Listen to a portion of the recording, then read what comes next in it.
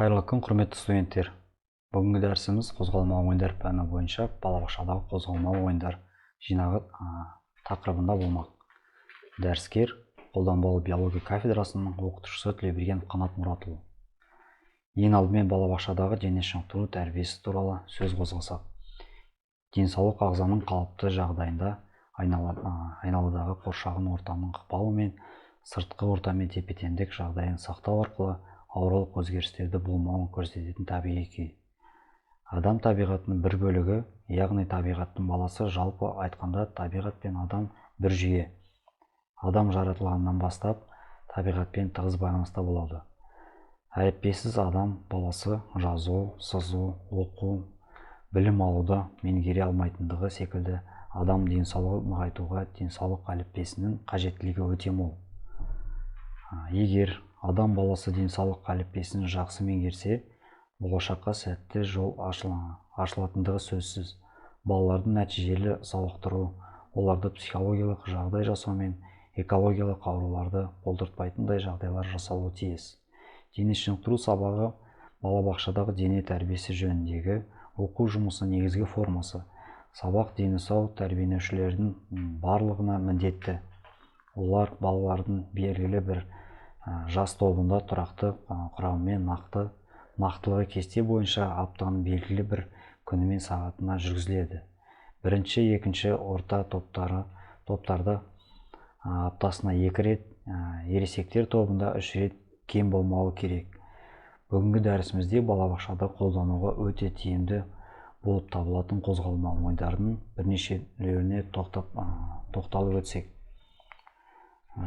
Қимылды ойын, сынар аяқ. Ойынның мақсаты бір аяқпен тепе-теңдікті ұстап тұрып, күш сынасуға жаттықтыру. Ойыншы өз бетімен топтың ортасына шығып қана қоймай, көпшілік қарап тұрғанда өз күш қайратын көрсетуге үйренеді. Жастықтық пен ұялшақтықтан арылып, өзіне өзі сеніп, батыл қимыл қозғалыс, әрекет жасауға дағдыланады. Батыл қайсар болып өседі. Мазмұны: шеңбер жасап отырған екі топ бір-бір ойыншыдан ортаға шығарады. Олар бір аяғымен қаздиып тұрып, екінші аяғымен бір қолымен ұстап, бір аяғымен секіре жүгіріп, екінші қолымен итерісіп, бірін-бірі екі аяғымен тұрғызуға тырысады. Кім қарсыласын екі аяғымен бірінші тұрғызса, сол ойыншы өз тобына бір ұпай әкеледі.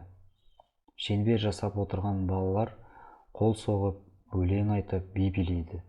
Жарыс біткеннен кейін ойыншылар орындарын отырып, келесі күш сынасуға ортаға шығады.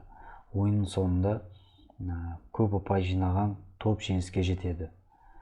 Әдістемелік нұсқалар: бұл ойында спорт алаңынан гөрі көгалда өткізген жөн. Өйткені ойыншылар ұзақ уақыт тік тұрғанша көгалдың үстінде малдас құрып отырып, жан-жағына теңселіп, кеуде бұлшық еттерін жетілдіруге жақсы мүмкіндік алады. Егер алаңда ойнаса, тәрбиеленуші ортадағы ойыншылардың гөрі тұрған балалардың қимыл қозғалыстарына көп көңіл бөліп, олардың қолмен, денемен, аяқпен жаттығуларын орындауын қадағалауы қажет. Ойынның ережесіне кеп тоқтасақ, ойыншылар тек бір аяқпен секіруі керек. Қарсыластар тек қолмен күш сынасады, басқа жерге қол тигізуге болмайды. Отырғандардың барлығы да төреші болып саналады. Екінші ойынға кеп тоқтасақ, ақ қоян ойынымыз. Ойынның шарты: балалар шеңбер жасап тұрады да, ал бір бала ортаға қоян болып отырады. Шеңбердегі оқытушылар қол ұстасып, қоянды айнала жүгіріп, тақпақ айтып, ақ қоян, ақ қоян, үркек қоян, сақ қоян, қаша берсең қалыңға, қорқағым деп ат қоям деп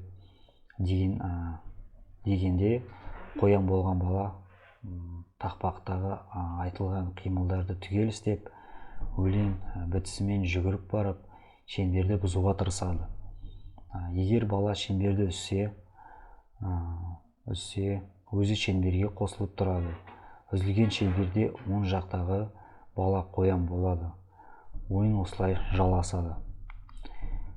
Қимылды ойын келесі ойынға тоқтасақ, айдаһар ойыны. Ойынның мақсаты тізбектеліп тұрып бірдей қимылдауға үйрету. Тізбектеліп тұрып қана емес, сан алуан қимыл қозғалыс ойнаудағы барысындағы балалар өздерінің әрекеттерін басқалармен үйлестіруге дағдыланады. Бір-бірін сыйлап достасуға жағдай туады. Ойынның мақсаты, мазмұны. Топтағы балалар бойларына қарай 8 ойыннан бірнеше топқа бөлінеді. Олар арақашықтығы 6-8 метрге қылдырып, алаңның бұрыш-бұрыштарына тізбектеліп тұрып, тізбек құрып, алдыңғы тұрған баланың белінен қапсыра құшақтап тұрады.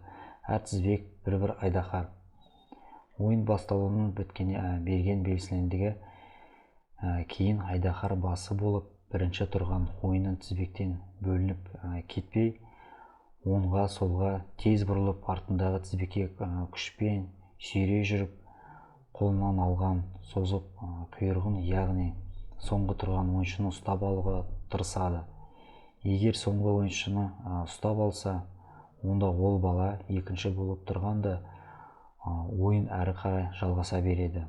Ал ойын созылып айдаһар құйрығын көпке дейін ұстай алмаса, олар орындарын ауыстырып, немесе бірінші тұрған ойыншы тізбектің ең соңына тұрады.